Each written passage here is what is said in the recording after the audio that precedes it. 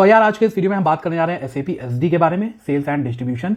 और आप किसी भी ब्रांच से हैं, आप किसी भी स्ट्रीम से हैं, BA BCom BSc BTech MCA, even आप नॉन टेक्निकल से हैं या टेक्निकल से हैं, तो भी आप SAP SD में अपना करियर बना सकते हैं। नॉन टेक्निकल वालों के लिए ये एक बेस्ट मॉड्यूल है और टेक्निकल वाले भी SAP SD में जा सकते हैं अगर उनको कोडिंग प्रोग्रामिंग बिल्कुल भी नहीं पसंद है। तो इस वीडियो में हम डिटेल में बात करने वाले हैं कि कौन इसे कर सकता है, कैसे करना चाहिए, SAP SD में क्या क्या चीजें आपको लर्न करनी चाहिए। सबसे पहले हम समझते हैं SAP SD होता क्या है, मतलब सेल्स एंड डिस्ट्रीब्यूशन होता क्या है। SAP में SAP SD एक बहुत ज्यादा इंपॉर्टेंट मॉड्यूल है जिसका ऑर्गेनाइजेशंस में यूज किया जाता है प्रोडक्ट और सर्विसेज की सेलिंग, शिपिंग और ट्रांसपोर्टेशन के मैनेजमेंट के लिए।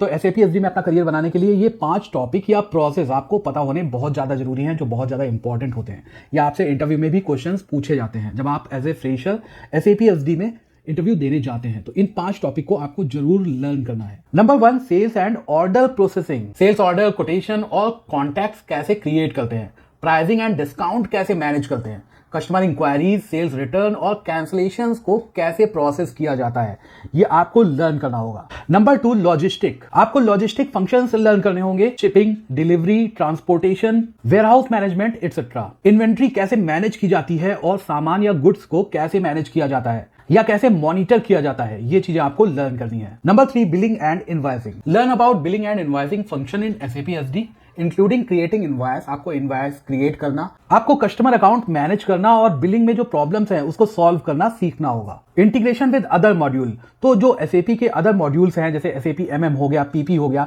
इनके साथ भी SAP SD इंटीग्रेट होता है। और इसी के साथ साथ जो बिजनेस रिपोर्टिंग टूल होते हैं जैसे SAP BI और SAP Lumira, इसको कैसे आपको मैनेज करना है, इसको भी आपको लर्न करना होता है, जो काफी इंपॉर्टेंट होता है। SAP SD module SAP PP और SAP MM मटेरियल मैनेजमेंट के साथ भी इंटीग्रेट होता है। SAP SD के सब मॉड्यूल कस्टमर और vendor master data, sales, delivery, billing, pricing और क्रेडिट मैनेजमेंट है। Features of SAP SD module. SAP SD module के कुछ इंपॉर्टेंट फीचर्स हैं, price and taxation, availability check, billing and invoice, material determination, credit management, account determination etcetera. Key component of SAP SD पर आ जाते हैं। तो देखो, SAP SD module SAP द्वारा विकसित सबसे इंपॉर्टेंट मॉड्यूल है। यह ऑर्गेनाइजेशन में सेल्स और कस्टमर डिस्ट्रीब्यूशन डेटा और प्रोसेस के बेटर मैनेजमेंट में हेल्प करता है।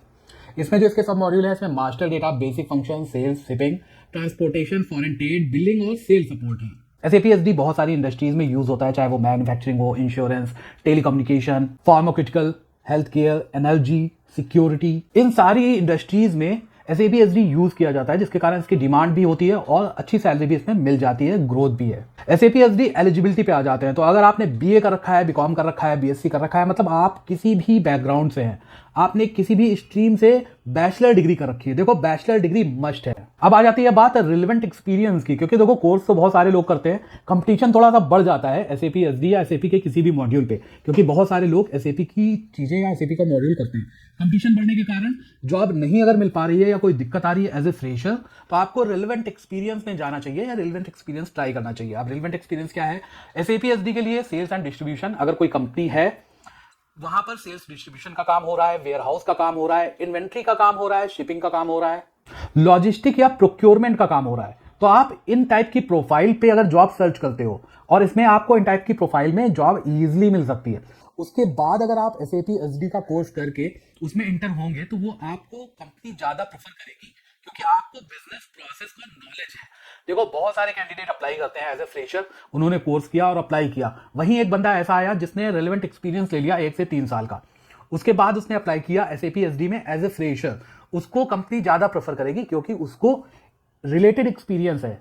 तो रिलेवेंट एक्सपीरियंस बहुत इंपॉर्टेंट है। अगर आप SAP SD में डायरेक्ट जॉब नहीं मिल पा रही है तो मैं सजेस्ट करूंगा कि आप ऐसी जॉब से जरूर सर्च करें, वहां पर जॉब करें, बहुत ज्यादा नहीं करनी है, 1 से 2 साल, अगर 2 साल भी अगर आप कर लेंगे तो ये आपके लिए सफिशिएंट है। इवन अगर आप 1 साल भी इस बिजनेस प्रोसेस में जॉब कर लेते हैं, उसके बाद SAP SD में अप्लाई करते हैं कोर्स करके, तो आपके लिए ज्यादा बेनिफिशियल होगा।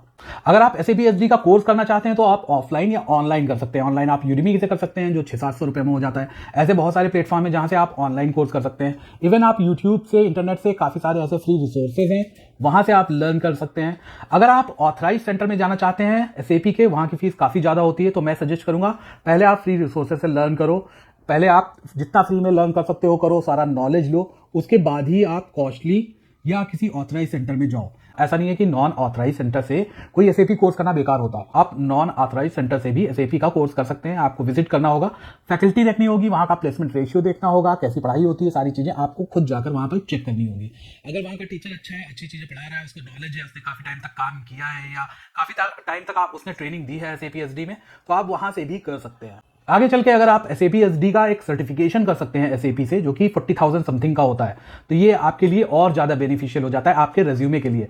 देखो, सर्टिफिकेशन जो होता है एसएपी से मिलता है, केवल एसएपी कंपनी से, तो ये मैंडेटरी नहीं होता है, लेकिन हाँ, ये एक एडेड एडवांटेज होता है जो आपके रेज्यूमे में आपको ज़्यादा ऊपर रखता है बाकी लोगों के मुकाबले। तो ये था आज का वीडियो एसएपी एसडी के बारे में। तो मिलता हूँ एक नए वीडियो में एसएपी के इसी के साथ, तब तक के लिए थैंक यू।